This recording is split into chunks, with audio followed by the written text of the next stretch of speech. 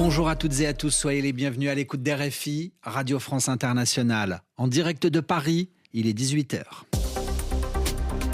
Le journal en français facile. Adrien Delgrange. Jeudi 18 juin, voici les titres de cette édition. Iran-États-Unis, au lendemain d'un accord signé entre les deux pays pour mettre fin à la guerre, de nombreuses questions restent encore en suspens.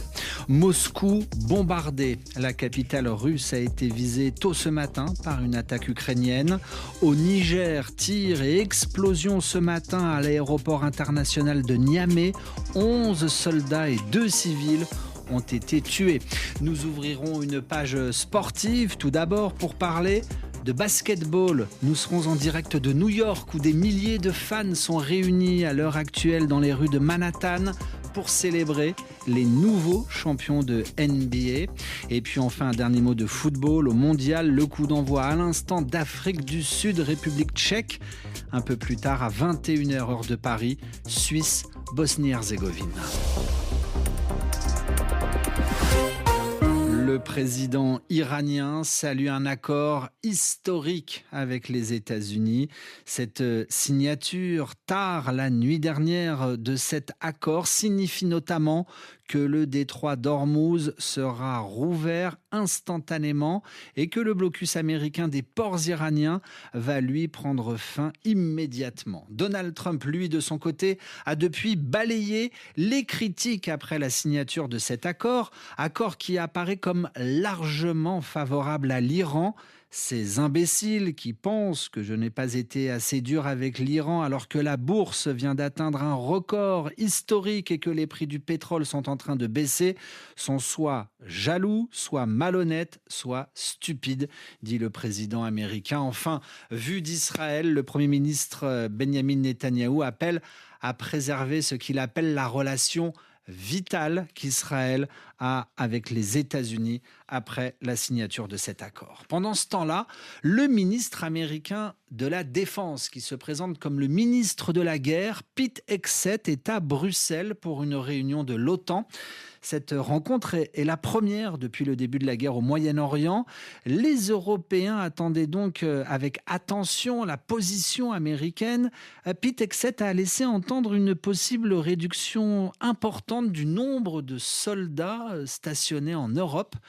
Cette annonce pour les Européens ressemble à une forme de punition, comme nous l'explique notre correspondant Pierre Benazet. Pete Hegseth confirme les craintes de certains alliés de voir l'OTAN punie dans son ensemble après le refus de plusieurs pays, dont l'Espagne, de laisser les forces américaines utiliser leur territoire pour la guerre au Moyen-Orient. Une attitude honteuse qui a mis en danger la vie des soldats américains, selon le ministre de la guerre, comme il veut se faire appeler.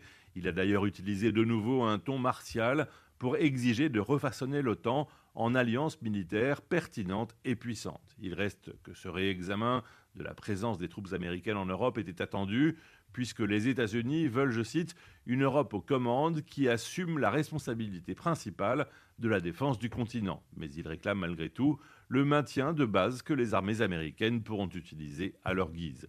L'européanisation de l'OTAN est une tendance déjà largement entamée depuis le retour de Donald Trump à la Maison-Blanche, mais les Européens craignent que ce retrait américain accompagne aussi une baisse du soutien de Washington à l'Ukraine lors du sommet de l'OTAN en juillet à Ankara. Pierre Benazet, Bruxelles. RFI. Des images impressionnantes de la guerre. À Moscou, ce matin, l'Ukraine a bombardé une raffinerie, une usine où l'on fabrique des carburants. Les attaques ont provoqué d'importantes explosions suivies d'incendies. Les fumées ont même empêché les avions de décoller et d'atterrir de Moscou.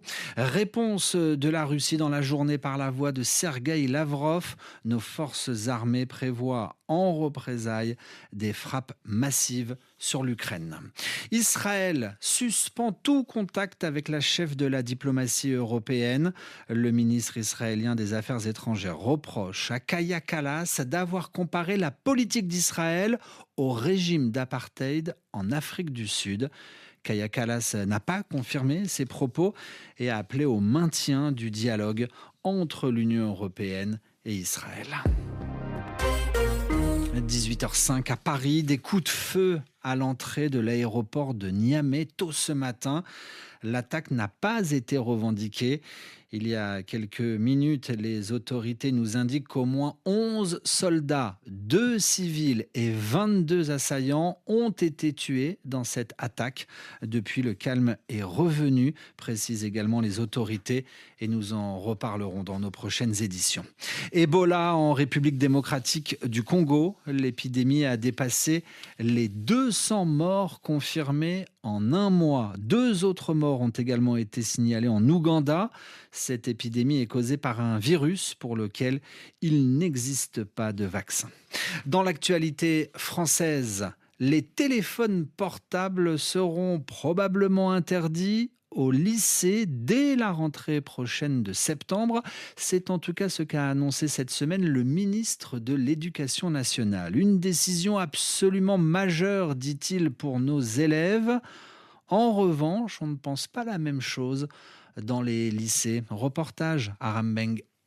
Assises dans un petit parc parisien, ces 2 copines en classe de première prennent l'air en cette période de forte chaleur.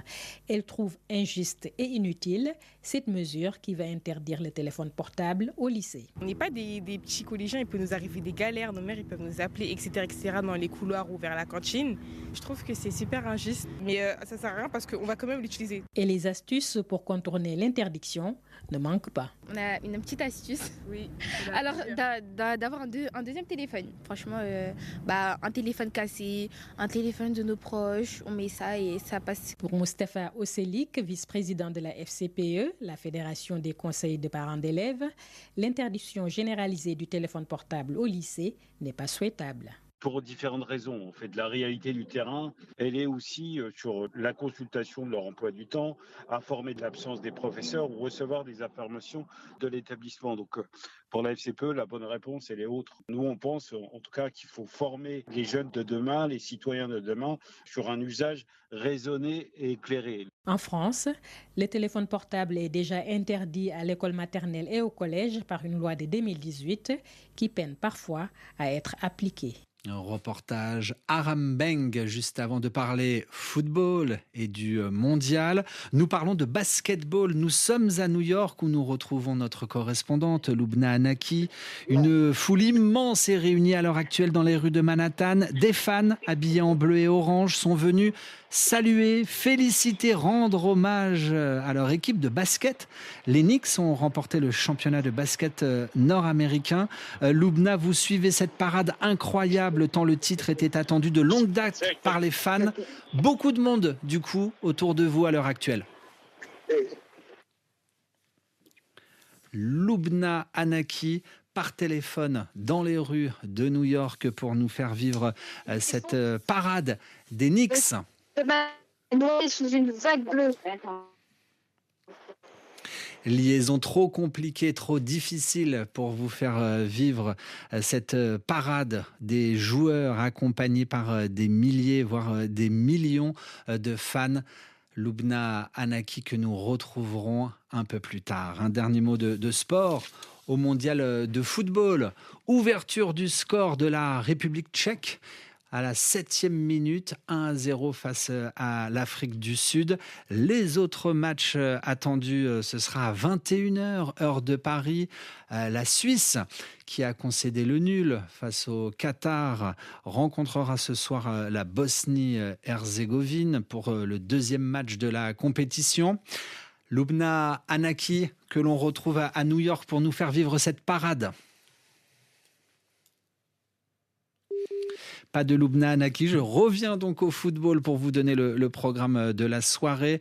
Canada-Qatar à minuit, Mexique-Corée du Sud à 3h. Un dernier mot aussi pour vous dire que l'attaquant ivoirien Elie Wahi est lui privé de visa.